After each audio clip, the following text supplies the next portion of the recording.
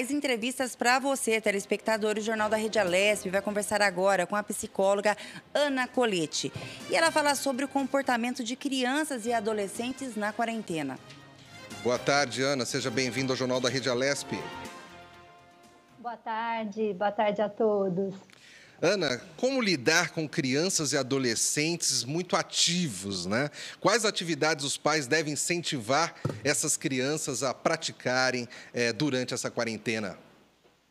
Sim, essa é uma grande questão que todos agora estamos enfrentando aí durante esse período tão contraditório e tão complicado, né? Então, o que acontece? As crianças e os adolescentes, elas estão aí, mais do que ninguém, enfrentando esse período de uma maneira muito difícil e a gente precisa estar atento a todos os comportamentos. Como você mesmo disse, elas têm aí um excesso, né, de energia que precisa ser verificado e elas estão sendo expostas aí a conteúdos, né, a próprios conteúdos escolares de uma maneira muito diferente. E a gente sabe que as crianças e os adolescentes, elas possuem uma imaturidade emocional. O que significa isso? Elas ainda não têm condições de fazer o manejo das condições adversas e de fazer isso de uma maneira adaptativa e rápida. Então, os pais têm que estar atentos a qualquer comportamento delas que indiquem qualquer sinal que esteja sendo muito difícil para elas realizarem isso, né? Nós, adultos, se para a gente já está sendo difícil esse período, imagina aí para as crianças. Então, a gente indica que nesse momento de tantas incertezas e inseguranças, a gente possa criar para as crianças e os adolescentes um ambiente dentro de casa que estimule a presença do bom e do belo, para que ela se sinta segura e que todos os indícios de ansiedade, de medo, possam ser aplacados pelos pais nesse momento. É importante a gente estar atento a todos os comportamentos da família em si, como é que os pais estão reagindo, se eles estão promovendo esse ambiente além dessa ansiedade natural que já está acontecendo, né? Então, verificar a criança, ela passa o tempo todo olhando os nossos comportamentos, as nossas posturas, como é que a gente está reagindo diante dessas incertezas. Então, a gente tem que verificar como nós, os adultos, os tutores, os responsáveis, estamos agindo com a nossa saúde mental e estamos influenciando essa criança, né?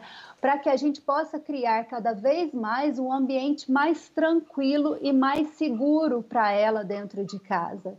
Então, existem algumas atividades que a gente recomenda que transforme esse mundo aí da criança que está tão exposta à insegurança, às dificuldades, num mundo mais belo, mais bonito, mais seguro, que seriam as atividades aí dentro do possível de cada um, é claro. Se a pessoa não tiver condições, por exemplo, de nesse momento, a gente sabe que estamos limitados, mas que já alguns lugares, tomando todas as precauções e os cuidados, se tiver condições de dar uma caminhada com essa criança, com esse adolescente, usando as máscaras, né? Fazendo todos os rituais que são necessários, levando ela para esse contato com a natureza. Isso vai ajudá-la a verificar que existe outras condições mais satisfatórias e mais prazerosas do que ela possa estar vivenciando nesse momento. Então, atividades que envolvam terra, que envolvam a contação de história.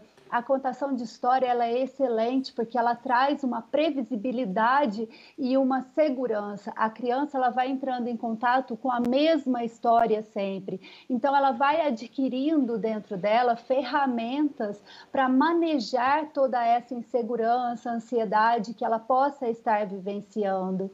E uma outra coisa fundamental são os pais sempre irem aplacando essa ansiedade dela, dizendo, olha, nós estamos aqui, juntos nós vamos te fortalecer, juntos como uma família, a gente vai lidar com isso de uma forma positiva, sempre tentando acalmar essa criança, né? Transformar esse ambiente num ambiente mais seguro e mais confortável o possível para ela. Ana, boa tarde, quem fala é Lilian. Você acha que criar listas de afazeres pode ser uma boa aliada aí para passar o tempo das crianças, para elas terem um pouco mais de responsabilidade nesse momento que elas ficam isoladas e trancadas o dia inteiro dentro de casa? Então, Lilian, boa tarde. Olha, essa lista de afazeres a gente tem que tomar um certo cuidado. Por quê? Porque a criança, ela precisa de momentos também muito espontâneos, faz parte da natureza dela. Então, sempre que a gente pensa em rotina com crianças, a gente deve pensar isso com cuidado, porque o que acontece? A gente não pode promover uma rotina muito fixa e muito estruturada para ela, principalmente agora, nesse momento, porque ela já está tendo uma vida muito restrita de poder vivenciar essa espontaneidade, essa intuição dela que ela vivenciava junto com os amigos, na escola, com o contato social. Então, a gente deve fazer uma organização. É possível, sim, fazer uma lista de afazeres, desde que ela não seja vivenciada de uma forma muito rígida, muito densa, que a gente possa sempre observar como está o emocional daquela criança e se, porventura, em algum dia, aquela criança não conseguiu fazer aquela lista, que a gente não cobre dela, que ela faça tudo aquilo de uma maneira muito regrada, porque é preciso também que ela entre em contato com os momentos de tédio, mas com esses momentos que eles sejam aproveitados para que ela possa se descobrir. Que os pais possam, diante da situação que a gente está, aproveitá-la de uma maneira como uma oportunidade justamente para desenvolver esse tédio como uma ferramenta de autoconhecimento, porque é preciso, mesmo em crianças muito pequenas, a partir dos 2 anos, que a gente comece a incentivá-las a ter esse momento sozinho. Claro que a gente está falando de pequenos momentos, cada vez quando a criança for menor, esses momentos são 5 minutos, mas que ela comece a se conhecer nesses momentos, a gostar de estar com elas, porque isso vai ser um índice de saúde mental.